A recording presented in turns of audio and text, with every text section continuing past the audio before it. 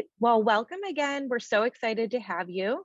Today's program is part of the Presidential Primary Sources Project, and our presentation today is called Civic Literacy, Article 2 in the Presidency. And Joshua Montanari is here from the Carter Presidential Library. The Presidential Primary Sources Project is something we do every year. It's a series of these incredible programs from the National Park Service, National Archives, and Internet 2, every Tuesday and Thursday from January through the beginning of April. Just a quick reminder, by participating today, you are agreeing to be recorded, streamed, and archived. We do keep recordings of all of our programs on our YouTube channel for students and teachers to access.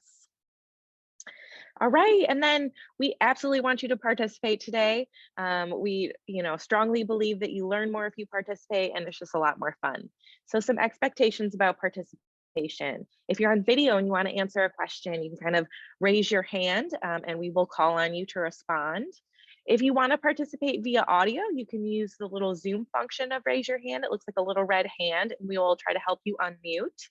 I will warn you that if you have a certain version of Zoom, we'll have to promote you to a panelist to unmute, but you can keep your camera off either way. And then of course, there's the chat. If you haven't found that already, it looks like a little caption bubble. Keep that open. We will use that as we go through our presentation. Again, participate as much as possible. That said, please try to be really, really respectful of our interactive tools in our chat box. We want to reserve it specifically just to address any thoughts and questions that are directly related to our presenter. And with that, I just want to thank you again. We really appreciate your participation. This is our website if you want to see some of our future programs, and you can also find our recordings there.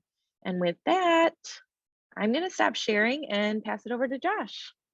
Thank you so much, Teresa. It's great to have everybody with us today for this program, Article 2 and the Presidency.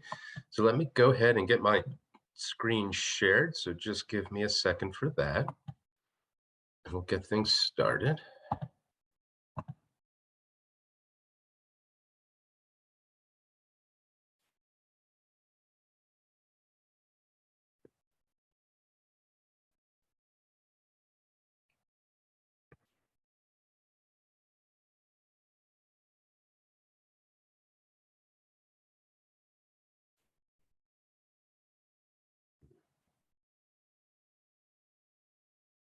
Okay, is everyone seeing my screen?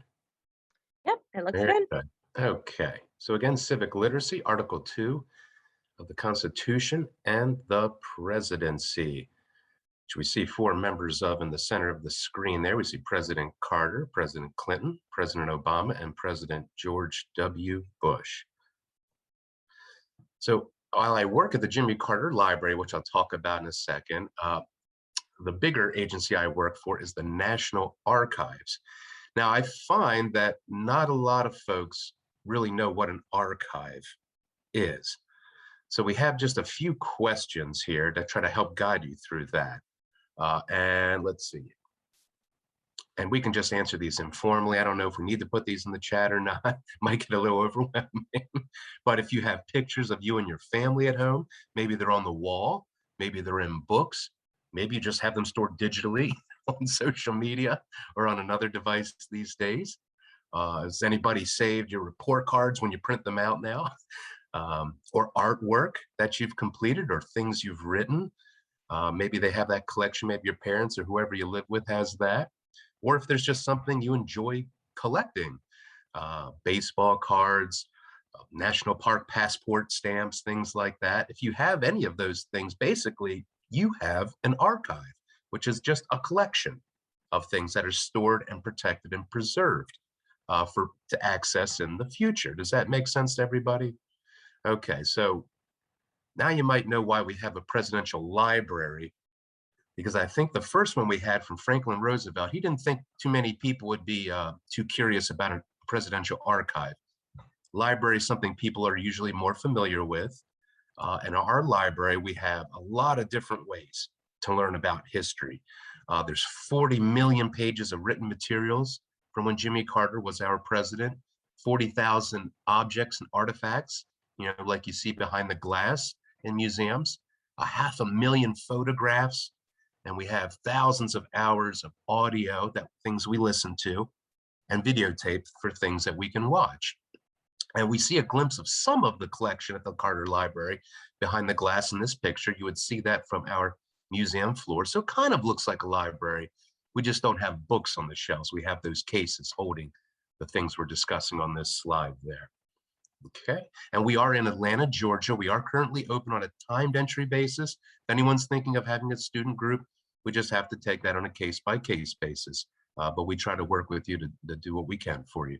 So you are able to come see us in Atlanta right now, if you're in the area.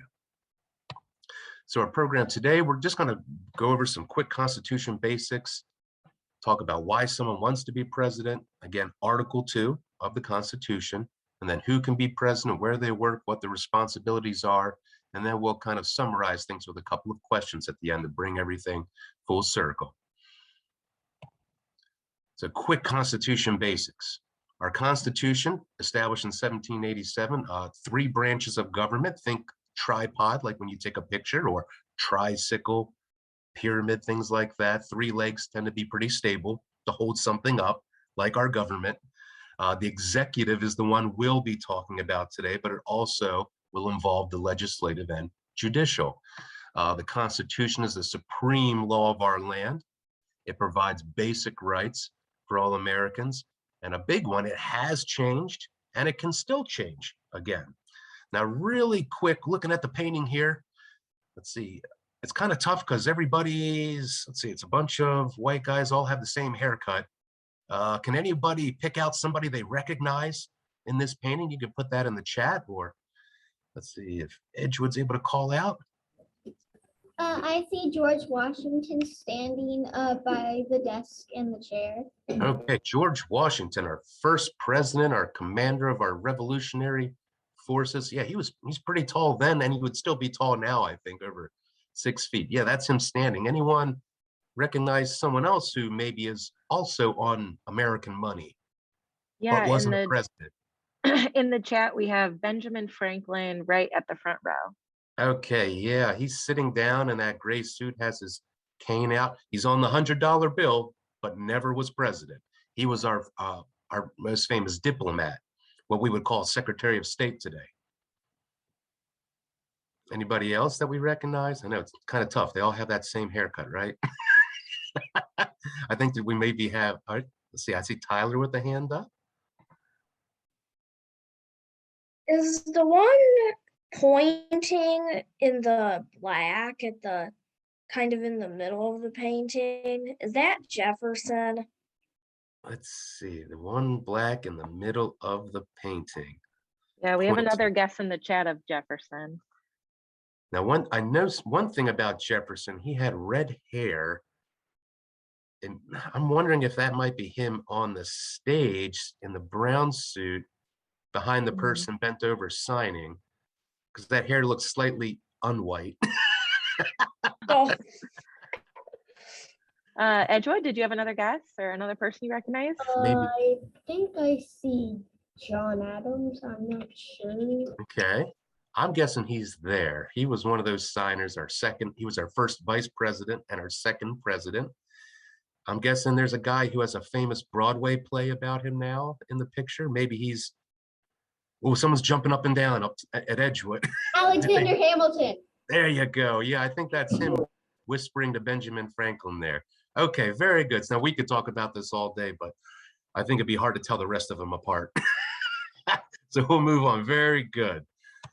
Okay, so here's a poll that we have for all of you, and I think Ms. Therese is going to put up something for you to put your answer in.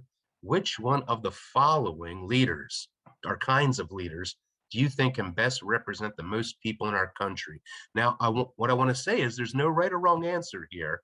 I'm not looking for a specific one, even though we're talking about the president, just seeing what you think, because maybe you have a different opinion. And remember, our Constitution has and can change. And for those of you who are panelists, you can put it in the chat as well. What letter you think is correct.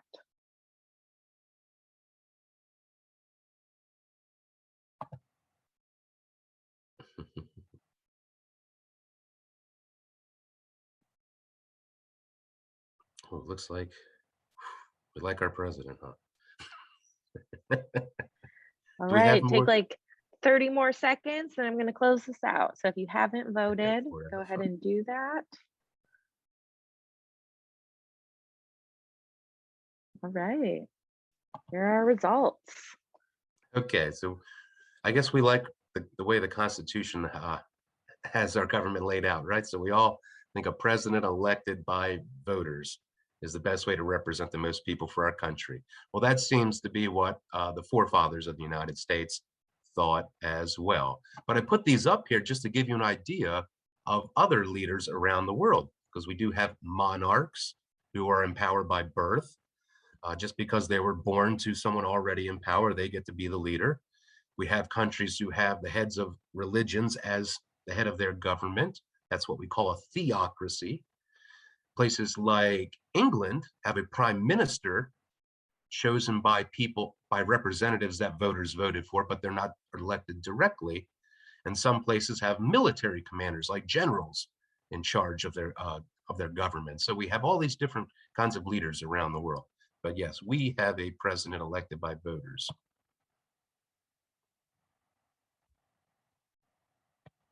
Let's see, for whatever. Now, it's Article 2 of the Constitution that establishes the president as our leader. And we have 7 articles altogether of the Constitution, just in case you're wondering. Think of them as sections or chapters of that, kind of like a book. But here's a couple of questions. So what are the benefits of democracy, or people electing their own leaders like we do in our country? And again, there's no right or wrong answers here. This is just what you guys think.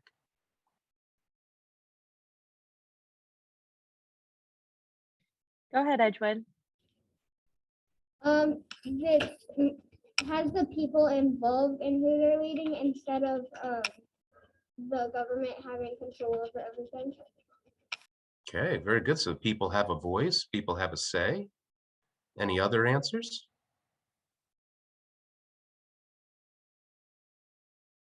It can be anything you think. Go ahead, Irby. I think like a better government. Maybe a better government. I know we had a President Abraham Lincoln who said in a famous speech, we have a government of the people, by the people, and for the people. So I guess that democracy helps us live up to that statement from President Lincoln. Okay, well, let's go to that second question. And now you see that photograph on the left of a vest. It says Observador Internacional, which means international observer. And that was worn by Jimmy Carter when he went um, to the country of Ghana and Mozambique in Africa to observe their elections, because they had some problems with them where they weren't free and fair. Now, why do you think we have countries where they don't have free and fair elections, or don't let people vote at all? What would be the reasons for that? Just to try to understand where they're coming from and why they're different from us. Any answers to that? Go Again, ahead, no right or Edgewood. wrong answer. Maybe because like with places like China, the person who's in charge wants to stay in charge. Right, they want to stay in charge, right? China. In fact, I think their leader just extended his rule a little bit longer. They modified their constitution to let him stay in power, right? That's a very, very good reason that they have. Let's see, anybody Tyler? else? So, like, I agree that you would do that just to stay in power, Mm-hmm. keep Okay. people from trying to, like, do something other than what you want. Right. Yeah. So maybe they don't trust the people. They think only they have the answers, and they don't want to listen to anyone else's solutions or ideas, maybe. It might be that they use, like, in the case of free and fair, that they don't have, Mm-hmm. that they do that to see what the people want, to see how much of a threat they are. Okay, very good. Very good. All right, looks like we have one other answer from Edgewood. Go Okay, ahead, and then we'll Edgewood. move on. Maybe because people don't have that much power for voting, like they're just normal. Like for example, government might have more power than them. Right, so maybe people don't have like those basic rights that we have, like our Bill of Rights, they don't have those. And so maybe people are intimidated or afraid to try to share the power in their government, and things just go on as usual. Very good, and thank you all so much for wanting to participate. We're going to keep moving now, but thank you for those that raised their hands and didn't get to speak. Hopefully we'll get to hear from you later in the program. So let's go ahead. Now, what positive traits do you think our presidents should have and why? And again, no right or wrong answer. This is whatever you think. This is your time to talk. So maybe someone who had their hand up that didn't get to speak in the last questions. Go ahead, Edgewood. They should be able to listen to other people's opinions without having like a one-track mind. Oh, so don't have a one-track mind. So maybe be open-minded and patient to take the time to listen to other people. Okay. Anybody else? We have smart in the chat. Okay, smart. I like to think they're a little smart to get there. They have to be some kind of smart to make it all the way to that office. Care about people. Care about, yes. We have about 350 million people in our country that a president has to think about. Go ahead, Edgewood. Maybe because president, he's the president of the entire United States and then or any country, and so maybe so he can have more power. Okay, very good. Oh, I see one more there. Uh-huh. Go ahead, Edgewood. Maybe because they want to change the way our nation runs or have their own beliefs in there. Oh, because they want to make it like they want to make a difference. There's a change they want to see, and so they run for president to make it happen. Very good. That's what we call civic engagement. Okay, so let's move to the second question. It's maybe kind of a little easier, and it's okay if you're already standing up to answer the first one. You'll probably know this one. Again, no right or wrong answer. Do you think it's easy or difficult to lead our nation? And why do you think that? All right, let's. Go ahead, Edgewood. I think it's difficult because you have to make sure that you do something that is right for everybody, not like just like one person. Right, Like they're a the group of people. Yeah, they're the president of the United States, not just the president of Joe or something, right? Very good, and maybe one more answer. Go ahead, Edgewood. If you make a decision and people don't like it, you could get like negative protests against you. Yes, and maybe some of us have seen that in the news in your lifetimes, whether it was President Trump or President Biden, right? And that's, again, that's a right we have as Americans, our freedom of speech, our freedom to assemble, to let our leaders know what we think and hold them accountable. Very good. Now, I think you can see it in the pictures of our presidents, just how difficult the job is. Like looking at President Obama. Look at him in 2009, and then 6 years later, in 2015. Does he look maybe a little more tired on the right?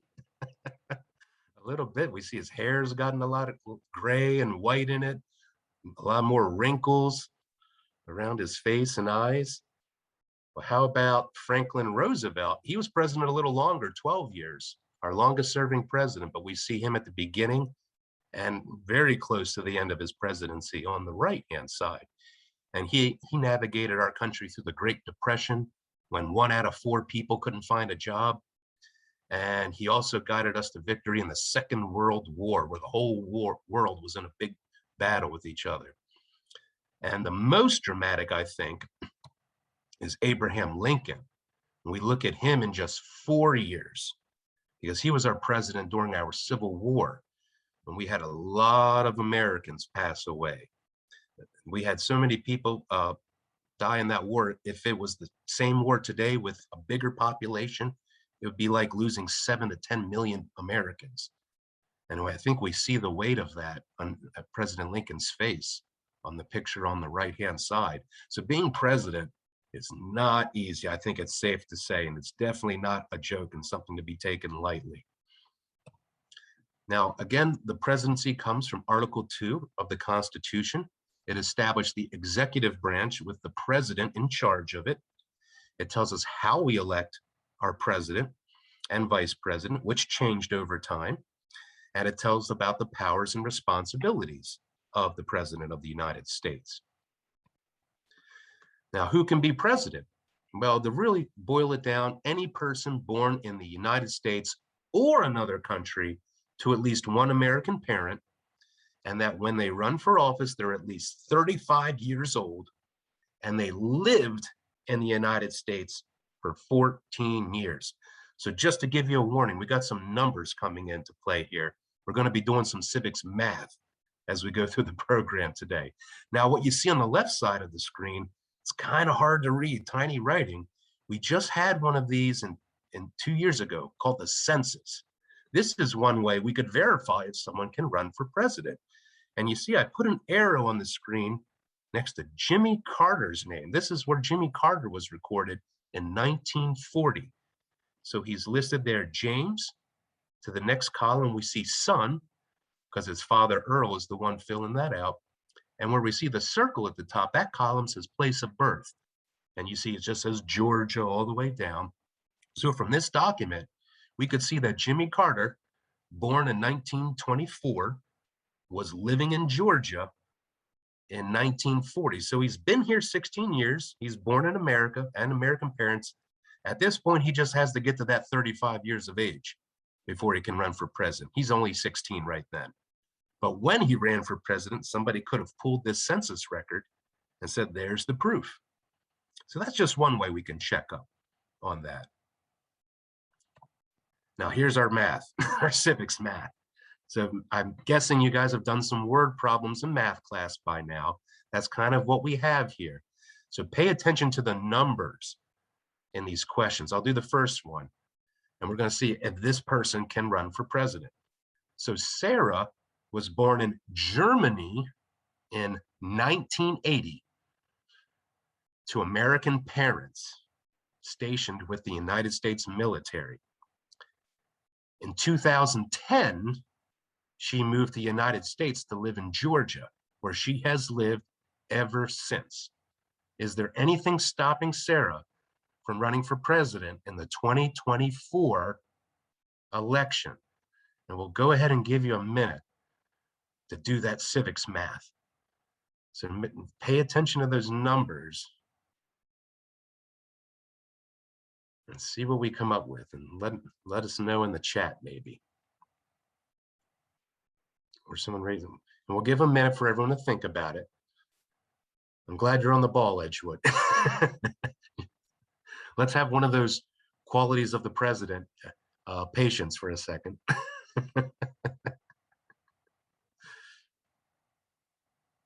And let's see.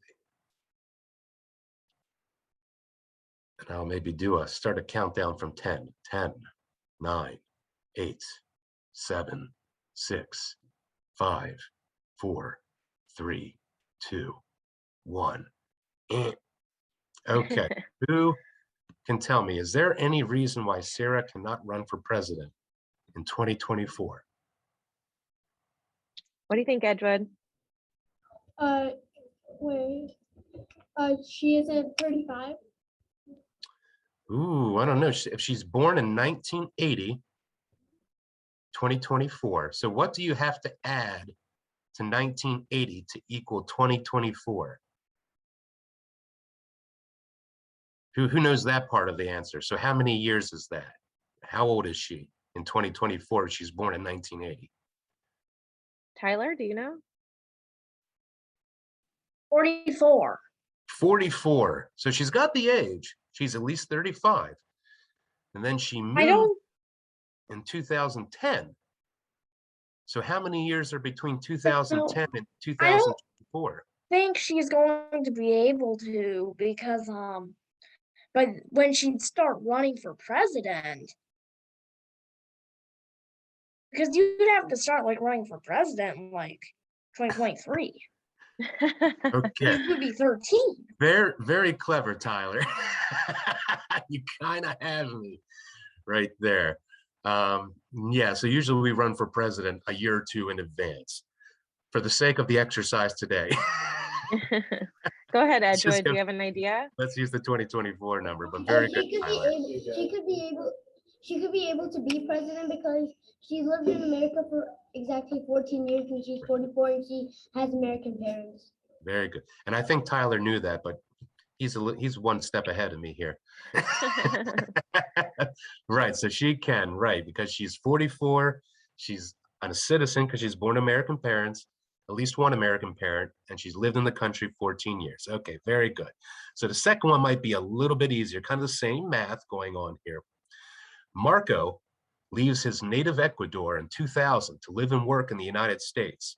Since then, he has stayed in the United States, has become an American citizen, and is now 41 years old. Is there anything stopping Marco from running for president in 2024?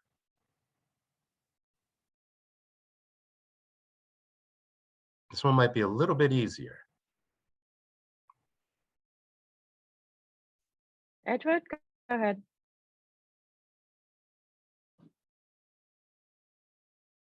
Sorry, Edgewood. It never said that he had American parents. Right, very good. So Marco was born in Ecuador. Both his parents are Ecuadorian. And despite all of those other things, he cannot run for president. Now, I remember a few years back, a famous actor, Arnold Schwarzenegger, was governor of California.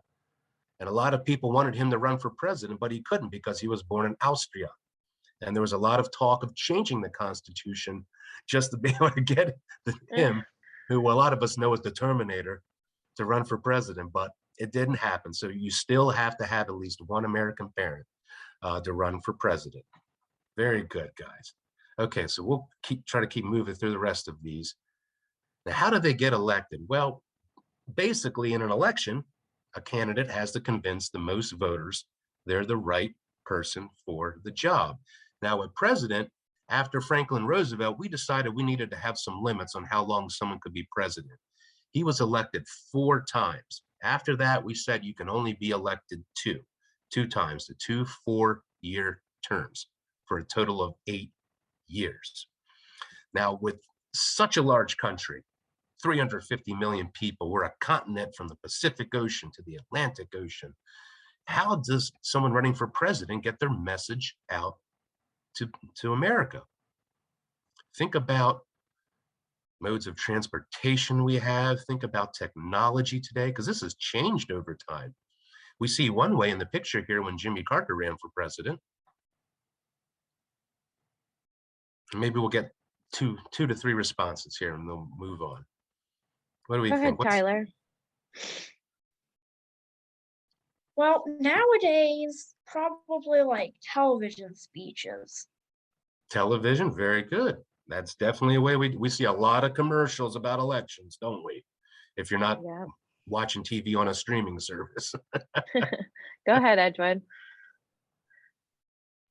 You can do it by campaign. Yeah, that's what we see there. The Peanut Brigade, which was Jimmy Carter's family, friends, and neighbors from Georgia. They ran that campaign. They did it on foot, shake people's hands in person. Okay. Now, how do they get around besides walking? Is there a way to do that to get to one part of the country quicker than walking? Edgewood. You can put like advertisement like about like this election can happen. Like you can say like who you're gonna elect. Like it can be shown on something you have daily. Right, could be on TV, could be on the internet. You ever hear of this internet thing we got now that we're all on right now? Social media, something that wasn't around when I was your age. They get on planes to fly to different parts of the country, trains, cars, buses. Yeah, there's a lot of ground when you're running for president, and you need a lot of help to do it. Very We good. have a question, Josh. What is the Sure. Peanut Brigade? So the Peanut Brigade, that those people you see there, that was a collection of Jimmy Carter's friends and family and neighbors from here in Georgia who were really enthusiastic about him being president. And they were called the Peanut Brigade because before Jimmy Carter became president, he owned and operated a peanut farm and a warehouse here in Georgia. He sold peanuts for a living. He grew and sold them. So they called themselves the Peanut Brigade. Good question. It's good primary source analysis there. Now, what about the vice president? We have this other role. So the vice president's like our second in charge. Now, what we do, whoever gets chosen by the major political party, the big ones we have are Republican and Democrat, whoever wins that primary election, they just get to choose whoever they want to have their vice president be. Now, when the Constitution was first written, whoever came in second place was automatically the vice president. So when George Washington ran for president against John Adams, he won. John Adams became our first vice president. And when John Adams ran for president again after George Washington, he ran against Thomas Jefferson. Thomas Jefferson came in second. He became John Adams vice president. But now they get to choose who that's going to be. And so basically the big things they do is serve in the president's place if they're unable to do their job for one reason or the other. Maybe they're sick, maybe they get removed from office through impeachment, or maybe, unfortunately, they pass away. That's what happened in the photograph you're seeing on the left. President Franklin Roosevelt, our longest serving president, passed away while he was in office. And his vice president, Harry Truman, who has his hand on that book you see there, he was the vice president who had to take the oath of office. And you see, it's just in a room there in the White House. It's not a big fancy celebration because it had to happen right away, wherever. And I guess that's where Harry Truman was that day on April 12th, 1945. And I think it's fitting he's taken the oath of office below the painting of another president, Woodrow Wilson. Now, the other big thing they have to do, it doesn't happen too often, but sometimes in our Senate, where we have 100 senators, 2 for each state of our 50 states, if they have a tie on something they're voting on, the vice president gets to step in and kind of be a senator, and he gets to cast that tie, or she gets to cast that tie-breaking vote. So that's the basics of the vice president. Now, where does the president work? This is kind of a trick question. Is it A, B, C, or D? Or more than one? Anybody have any answers? And again, no right or wrong answers here, because you might not recognize everything in the pictures. Edgewood says all of the above. All of the above. Okay, so we see the White House as option A. That's where the president lives, and they definitely work there. Option B, you might know about, Camp David. That's a place not far from Washington in the state of Maryland. It's kind of a summer camp with cabins that presidents go to relax sometimes, or to have very important meetings. And it was named for that boy you see in the picture, David Eisenhower. He was President Eisenhower's grandson. C is Air Force One, the president's plane. No, it's really cool. We currently have new Air Force Ones being constructed because the one that President Biden's currently using is about 30 years old. It's been updated and updated, and we finally thought it was time for a new one. So that's currently being built. It's going to be I think it's going to be one of the largest planes on Earth. And D is the Oval Office inside the White House where the president works. Now, really, though, we see these 4 places. Technically, the president works wherever they are at any given moment, whether that's at work, in bed, in a car, playing golf, they're at the beach, wherever they're at, they're kind of on the hook to be working. So that's a tough part of being president. Another job, approve or veto bills passed by Congress. If a president isn't approving something, what does veto mean? Who knows the synonym or a word that means the same thing as veto? Go ahead, Edgewood. Veto means that's not the president didn't allow it as a law. Right, So they basically said no. Yeah. Do we think Jimmy Carter approved or vetoed a bill in the picture? And what tells you that? Tyler?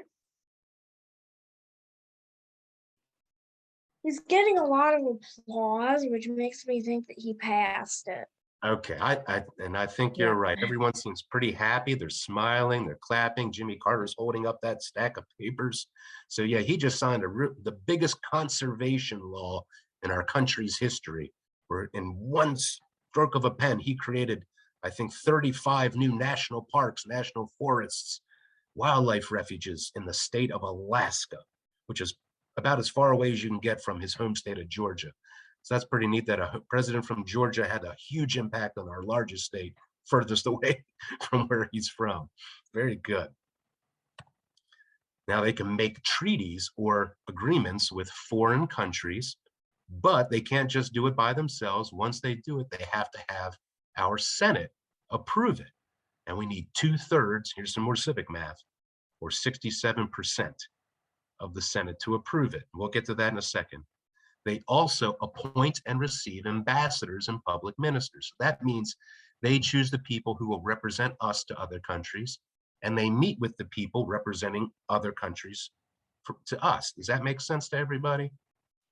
And that photograph we see, this is an artifact in the Carter Library. You can see it if you come visit us, and you see Jimmy Carter's hand and the hands of two other world leaders, Anwar Sadat and Menachem Begin.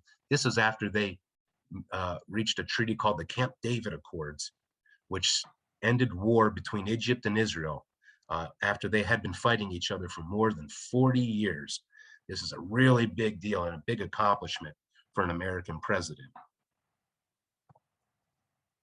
Now, they also nominate or choose people to, again, be confirmed by our Senate, that legislative branch, to serve on our highest court, the Supreme Court. Now, why do you think the Constitution requires the Senate to approve the president's nominations or their treaties? Again, no right or wrong answers here. Why can't our president just make that agreement and that's that? Go ahead, Edgewood.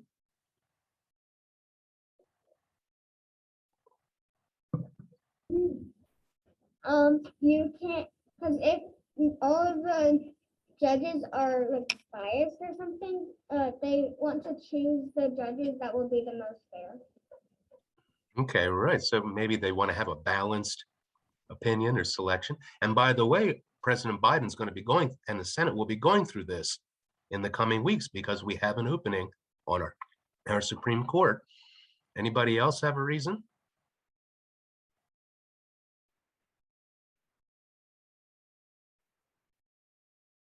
Okay, and that's okay.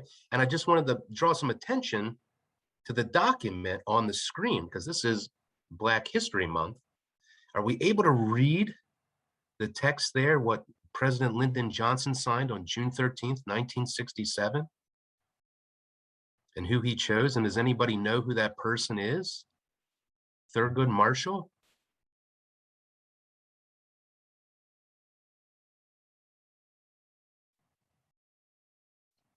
Let's see. We have someone from Edgewood might know. I know it's the name of the airport where I grew up in Baltimore. It says the White House, June 13th, 1967, to the female of the United States. Yeah. Yes, and so President Johnson nominated someone. That's what this looks like when a president nominates on a piece of paper. Pretty simple. And what's important about this is President Johnson nominated Thurgood Marshall. He was the lawyer who successfully won the case Brown versus Board of Education. That was the case that said schools could not separate students because of the color of their skin.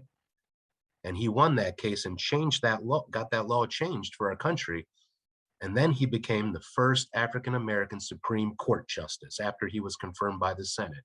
So he's a pretty important person in American history, in my opinion. Very good. Okay. So pop quiz. The governor of Georgia plans to have a meeting with the president of Cuba to discuss a treaty to establish trade between their governments. Is there any reason state governors can't sign a trade treaty with leaders of other countries? What do you think? No right or wrong answers here.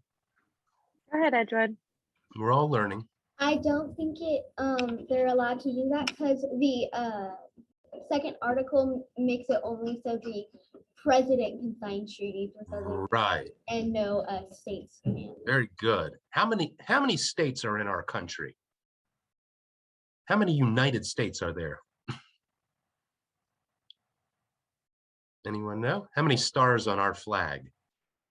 Go ahead, Edgewood. I see some hands. 50. 50. So can you imagine if we had 50 governors making 50 different trade agreements with all these, even more, because we got a lot of countries in the world. If each governor had trade agreements with each country in the world, that would probably get a little confusing, right? Yeah, we'd probably have some conflicts with states, right? Yeah. So just the president, then that Senate confirms it, and they speak for our country. Very good. Now here's another one. Here's where a little bit of math comes in. Not too hard of math, though. The president of the United States fears a war between Egypt and Israel may grow larger and spread to other countries. To avoid this, they meet with those leaders and agree on a peace treaty. Now, if the Senate has 100 members and a treaty needs 2/3 or 67% of them to approve it, how many votes does it need to pass? So basically what I'm asking is, what is 2/3 or 67% of 100? Who knows? Tyler, is that a hand? Or maybe Irby has a hand up, I think. We haven't heard Yeah. from Irby. So, I think We'll get you so. in there, Going Irby. back to the last one, that would essentially be having like 50 different trade groups, and if like Cuba gets mad at like Mississippi or something, then that war, and if they start a war, then it's states instead of one country. Yeah, gets really complicated, could get really dangerous and hot real quick. Very good, Tyler. Now, Irby, did you have your hand up for question 2? Did you know what 67% of 100 votes are? It is 67%. Votes, right. I get you. So that's a little bit of a trick question, right? So 100, if we have 100, 67 out of 100 is 67, right? So yes, anytime a president signs a treaty, we need 67 of our United States senators to go along with it. Very good. Now, a big responsibility, and I love this photograph because it really illustrates it so well, is that our president is the commander-in-chief of our United States military. So first, does that mean our president has to be a veteran? They had to be in the military at some point? Was that one of our requirements to be president? I see Tyler shaking his head. No, they did not have to be in the military. Doesn't hurt if they were. In fact, let's look at this photograph. I recognize this president. He was the president when I was your age. That's George H.W. Bush. He's the father of another president, George W. Bush. Now, George H.W. Bush was in the Navy in World War II, and he was a pilot. So he flew missions in Europe. So he had some military experience.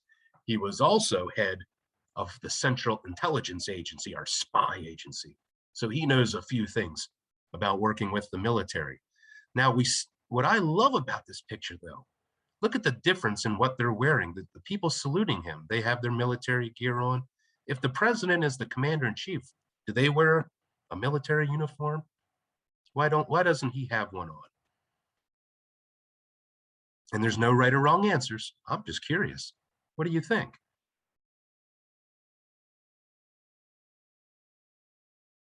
What do you think, Tyler? I see your hand up already. So wouldn't it be just because he's the president? He's probably doing something other than just like being with the military here. Very good. There's a word for what our president, in fact, there's a word for all of us who aren't in the military. It starts with a C, called civilian. And our Constitution stresses that the president is a civilian. But it's kind of tricky that he is still the commander in chief of the military, but they're not in the military. Remember how we talked about different leaders in the world, and some of them are generals in the military? Yeah, so I think in our Constitution, maybe we didn't want them to have that too much power in in the Army or the Navy or wherever they might be from. So we keep it separate. But I think this picture is really great because it shows that military saluting their civilian commander in chief.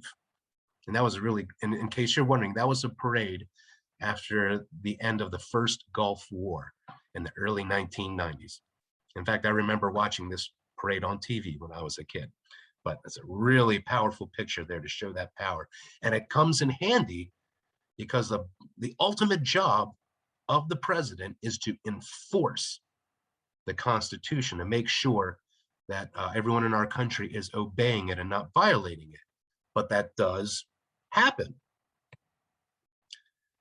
Our President Dwight D. Eisenhower was confronted with schools in our country and states in our country who weren't letting students of color into schools after that Supreme Court case we mentioned, where the Supreme Court said you can't tell students who are Black to go to a different school and students who are white to go to a different school, that they have to go together. Well, there was a school in Little Rock, Arkansas that refused to follow that. And they were keeping the Black students out. So President Eisenhower on the left, who was in the military, he was the commander of that last president we saw. Dwight Eisenhower was the supreme commander in World War II. And so he knew a thing or two about how to use the military effectively. So he called out soldiers to that school in Arkansas and made them admit those students. And that's what we see happening in that picture. You can see those students kind of in the middle there going up those steps with the military escorting them to make sure that school let them in and followed the Constitution. So that's ultimately, I think, the most important job of the president, is making sure our Constitution is being followed. So to sum things up, I think we saw today that the president, they don't just get to call all the shots. They have to share power with the legislative and the judicial branches that govern our nation and enforce the Constitution. So just a couple more questions and we're done. And again, like always, no right or wrong answers here. It's just what you think. Why is it important to know these things we talked about? To know how our government works? Why is that important? No right or wrong answers, whatever you think.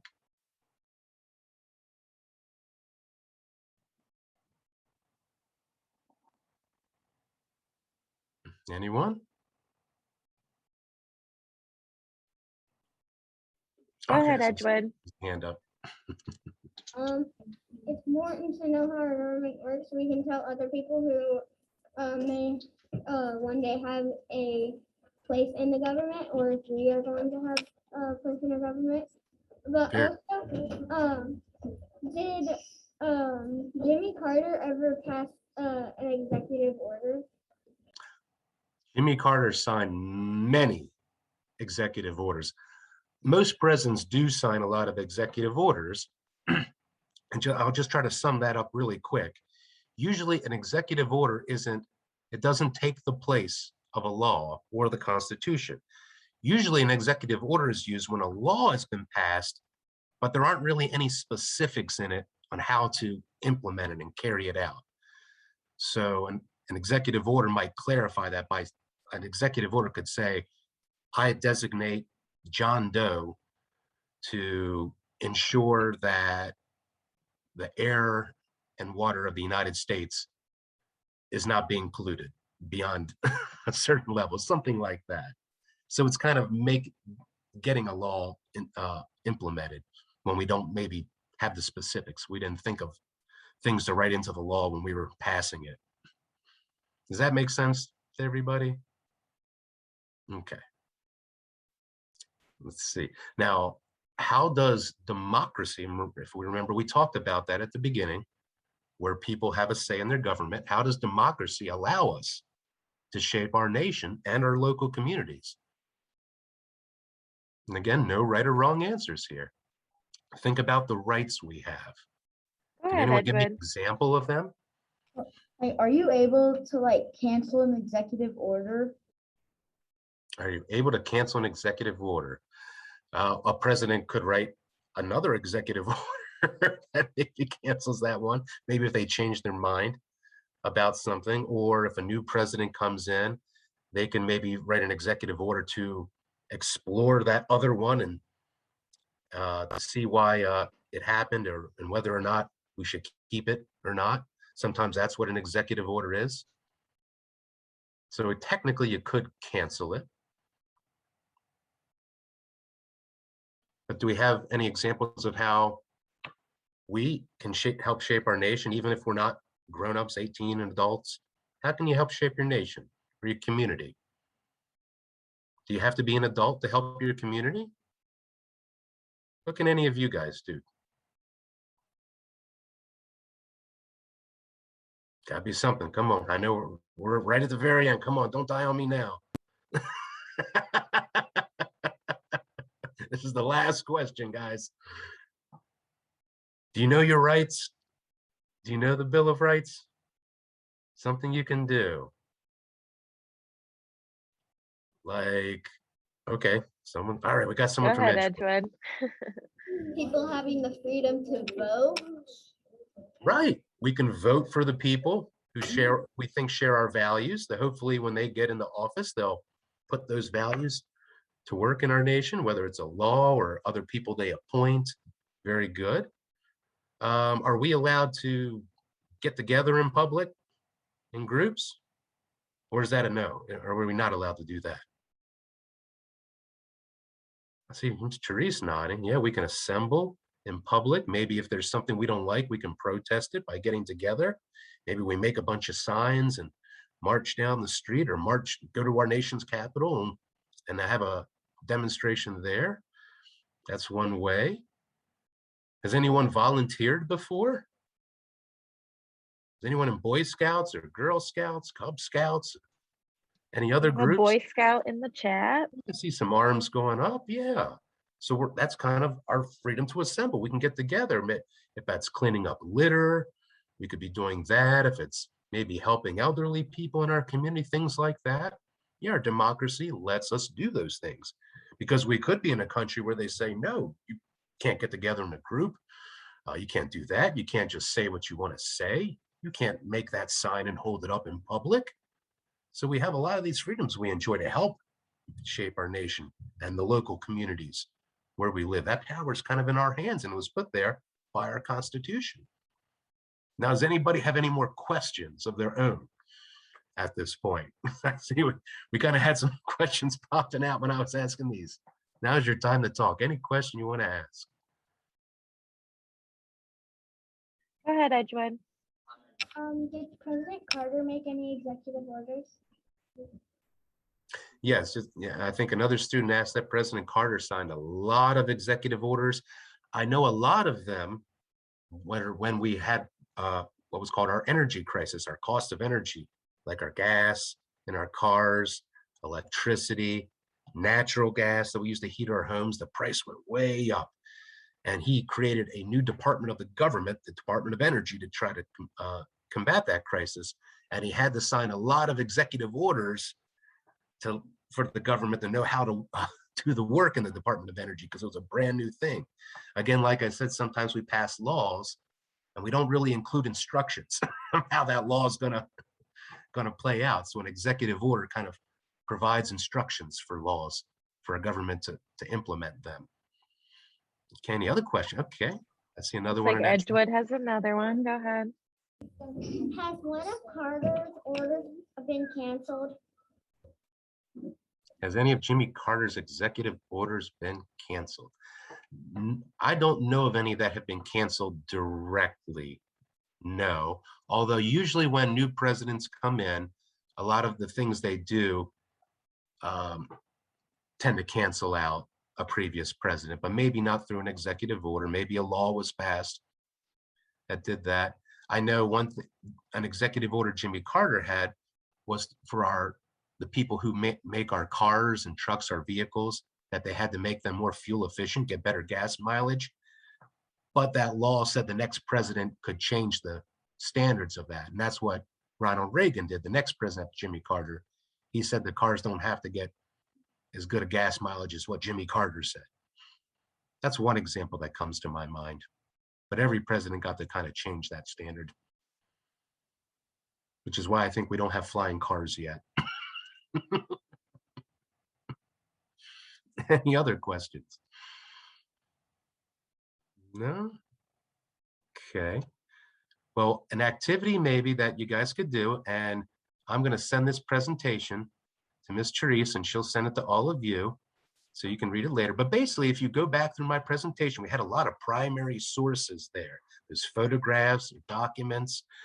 Maybe go back, and there's a link here to get document analysis sheets to really dig in and analyze those primary sources. So maybe it'd be a cool exercise to just go back and choose 2 of them and fill out these document analysis sheets, and maybe you can share with each other what you find in class if you have time, but that'll be up to your teachers. Just a suggestion, okay? So thank you all so much for being with me here today. I had such a great time. You guys were so engaging and interactive. I really appreciate it. And I hope you sign up for more programs at the Presidential Primary Sources Project, because we have a lot of great things coming out this spring with that. And thank you so much, Ms. Therese, for helping us. Yes.